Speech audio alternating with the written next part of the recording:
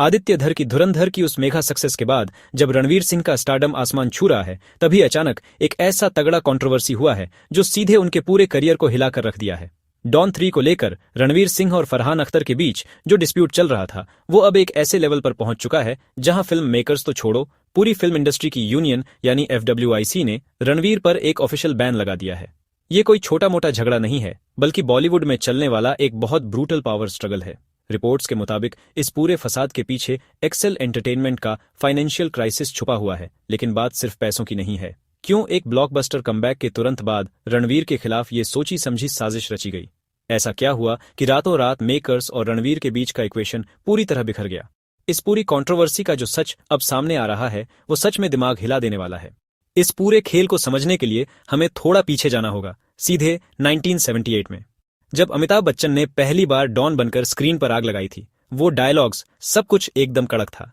इसके बाद 2006 और 2011 में फरहान अख्तर ने शाहरुख खान के साथ इस फ्रेंचाइजी का ऐसा मेकओवर किया कि पूरी दुनिया इस कैरेक्टर की फैन हो गई।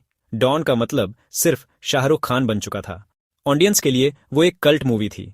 यही वजह थी कि जब डॉन 3 की बातें शुरू हुईं तो फैंस का एक्साइटमेंट नेक्स्ट लेवल पर था।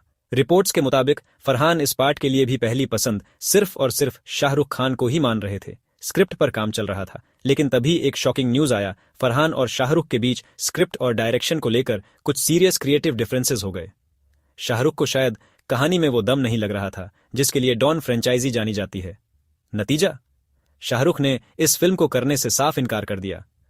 अब फरहान के सामने चैलेंज था, एक ऐसा रिप्लेसमेंट ढूंढना जो शाहरुख के उस आइकॉनिक स्टारडम को मैच कर सके। इसी सिचुएशन के बीच एंट्री होती है रणवीर सिंह की। 2023 में जब रणवीर सिंह को ऑफिशियल तौर पर नया डॉन अनाउंस किया गया तो इंटरनेट पर जैसे बवाल मच गया।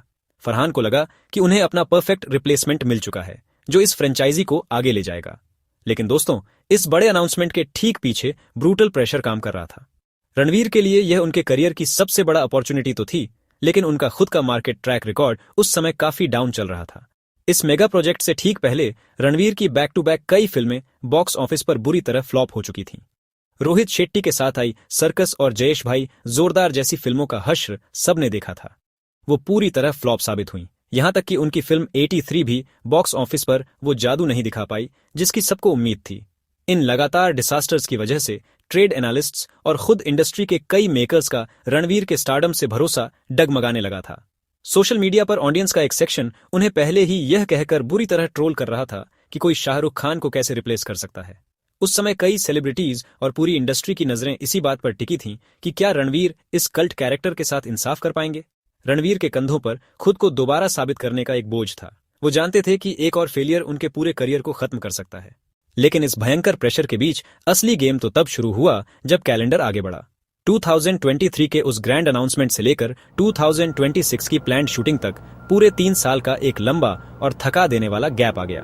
दोस्तों, किसी भी टॉप स्टार के लिए अपने करियर के पीक टाइम पर 3 साल सिर्फ एक प्रोजेक्ट के भरोसे छोड़ देना किसी जुए से कम नहीं है। रणवीर ने इस फ्रेंचाइजी को अपनी टॉप प्रायोरिटी माना था। उन्होंने इसके लिए कई दूसरे अपकमिंग प्रोजेक्ट्स को साफ मना कर दिया, अपने सारे कीमती डेट्स ब्लॉक रखे। लेकिन एक्सेल एंटरटेनमेंट की तरफ से चीजें लगातार पोस्टपोन होती जा रही थीं। कभी प्री प्रोडक्शन का काम अटक रहा था तो कभी बजट और रिसोर्सेज को लेकर अंदरूनी दिक्कतें सामने आ रही थीं। करियर पहले से ही सर्कस जैसी फिल्मों के फेलियर की वजह से एक नाजुक मोड पर था और ऊपर से इस फिल्म का लगातार लटकना रणवीर के लिए एक स्लो पॉइजन जैसा सीन बनता जा रहा था। प्रोजेक्ट मैनेजमेंट का यह लेवल देखकर उनका सब्र धीरे धीरे जवाब दे रहा था। वो समझ चुके थे कि इस अनसर्टेन माहौल में ज्यादा दिन रुकना उनके पूरे स्टारडम को दांव पर लगाने जैसा है। लगातार डिले और मिसमैनेजमेंट ने दोनों पक्षों के बीच की कड़वाहट को बढ़ाना शुरू कर दिया, जो आगे चलकर एक ओपन वॉर में बदलने वाला था। और फिर एंट्री होती है आदित्य धर की फिल्म धुरंधर की। रणवीर ने जुलाई 24 में इस प्रोजेक्ट को अपनी बची हुई डेट्स दे दी, क्योंकि डॉन 3 का कुछ अता पता नहीं था।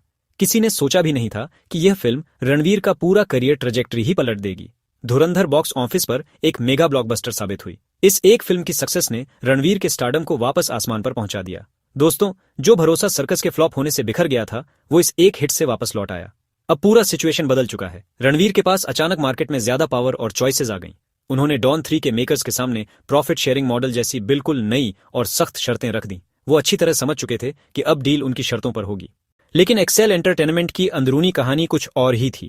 रिपोर्ट्स के मुताबिक फरहान अख्तर का प्रोडक्शन हाउस इस समय फाइनेंशियल क्राइसिस से गुजर रहा है।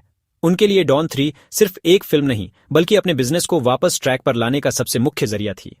धुरंधर की उस खतरनाक सक्सेस के बाद रणवीर सिंह उनके सबसे वैल्यूएबल एसेट बन चुके थे, जिन पर यह पूरा प्रोजेक्ट टिका हुआ था। मेकर्स को उम्मीद थी कि रणवीर के नए स्टारडम को कैश करके वो मार्केट से तगड़ा रेवेन्यू जनरेट कर लेंगे, लेकिन जब रणवीर ने प्रॉफिट शेयरिंग की बात की तो फरहान का पूरा कैलकुलेशन ही गड़बड़ा गया। पहले से ही पैसों की किल्लत झेल रहे प्रोडक्शन हाउस के लिए रणवीर की ये शर्तें मानना उनके बिजनेस मॉडल को पूरी तरह से बिखेरने जैसा था।